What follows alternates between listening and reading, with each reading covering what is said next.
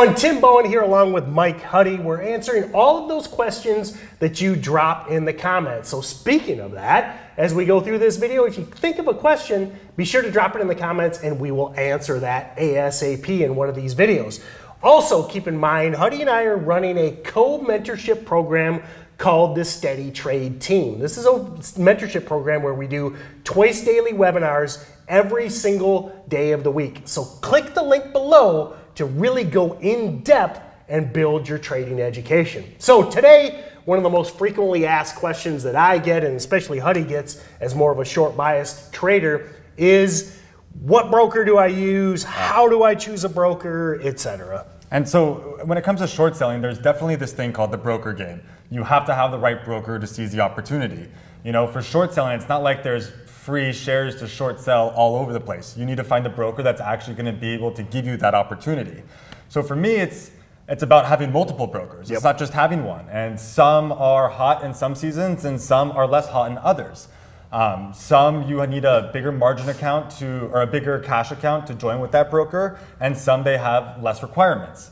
So if I was a new stock trader and I didn't have a lot of money to put into the market, I would probably gravitate towards the brokers that do not have a big cash requirement to join. And those specific to would be Interactive Brokers and Trade Zero. Yep. Those are both two very different brokers, and they both have different pros and cons. But what I'm specifically referring to is Trade Zero. The minimum dollar amount you need to open up that account is $2,000. And I believe with IB, it's $10,000. Yep. Unless you're a student, I think it's lower. If you can prove you're a student, I think they do have a lower minimum, but it's still a pretty high minimum. Yeah. And so those brokers are really good for short selling. Another broker that's decent for short selling would be E-Trade. Yep. E-Trade, again, it has that lower requirement. I think again it's $2,000. I think for a margin account probably. Right. 200. Yep. And but E-Trade isn't specialized in short selling. They are kind of across the board. They're just a great broker. There are some limitations to joining E-Trade, and it's not necessarily the best broker to have for short selling.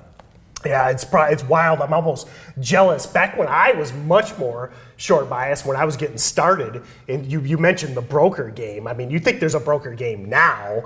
Back then, 2007, 2008, 2009, there was always this musical chairs of these brokers that would have the borrows on these hard-to-borrow stocks. I mean, the problem is the best shorts are always hard to borrow because everybody recognizes this is a piece of crap stock and it's probably going to fail. So, man, yeah, I remember the days we would change brokers every 6 months sometimes. Really annoying, really aggravating. The nice thing is, last 3 or 4 years, kind of since you got started, you know, IB's been around, Trade Zero's been around. You know, obviously one of the best out there, Centerpoint, they've been around for over 5 years now. So that's the great thing is you don't have this as much of a musical chairs like we used to in the past. Right, and so for me, now that I have, I'm not really barriered by that minimum dollar amount to enter brokers. I do have those high net worth brokers that do probably lead to more opportunity more often than not. Although, you know, IB and Trade Zero and E-Trade, they all come in clutch. You know, randomly. They'll have even low float, hard to borrow stocks. E-Trade will have them, you know, as long as they're above $1. That's one of their limitations. So knowing the limitations within each broker is really important.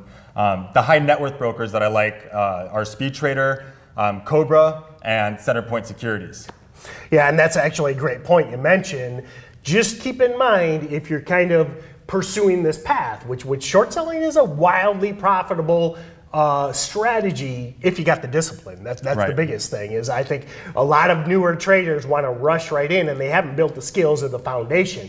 But just know, and that's kind of what we're trying to bring in this video, you're probably going to have multiple brokerage accounts too. So, you know, as you're thinking about this, realize even if you have a couple low minimum brokers, if you're going to chase these borrows around, you're probably going to have 2, 3, or maybe more brokerage accounts to get the borrows when you need them. And it's such an important thing to be able to ascertain the opportunity that you are prepared for. I remember so many times in my beginning days when I didn't have the brokers when I had E-Trade and I didn't have the broker that necessarily gave me the opportunity, I could be able to spot the short selling pattern left and right. I mean, I was just intuitively, I saw that better than the long. Where I started slipping up was when I didn't have the right broker to ascertain that opportunity, I would then start ignoring that play. I would no longer watch the short selling play because I couldn't trade it. And then what I would do, I'd be at the laptop and market open and a bunch of stocks flying around, and my attention would quickly gravitate from that one play that I knew what to do with to 5 other plays that I had no idea, that all my plans were emotionally based, and now all of a sudden I was long 3 stocks and short 2 and getting random results. All I can say is boo hoo hoo. You should have tried getting started back when I got started, as I was in very short bias for 5, 6, even 7, 8 years. I mean, last 4 or 5 years, completely different out there. I mean, if you couldn't get that borrow, try going back to the Stone Age, back when I was trying to short sell. Was that these before cheap stocks. Newspaper? Or? Actually, it was before electricity, before indoor plumbing. But we did have, we could trade by candlelight from time to time. Right.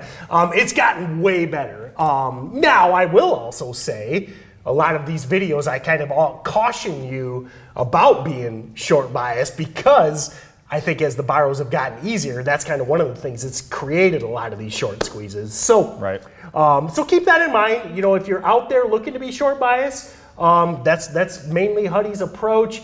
My biggest thing is I want you all to kind of learn that discipline, put in the reps, and build up your account. Get prepared, know what it's like to be on the wrong side of a trade before you start branching out. But if you do look to get short bias, take it from him, check out these brokerage accounts, and know that, again, you're probably going to have multiple brokerage accounts to get that locate. So that's what we're trying to do here, give you that information to help you speed your path to consistency and profitability. So if you like hearing this how-to information from Huddy and I, we're really passionate about talking stocks. We love teaching this stuff. So keep in mind, there is the Steady Trade team. You can visit that link below. You get direct live access to both of us. We're glad you're here on these YouTube videos, but you can't beat a live webinar. And we do 2 a day in Steady Trade. So click that link below.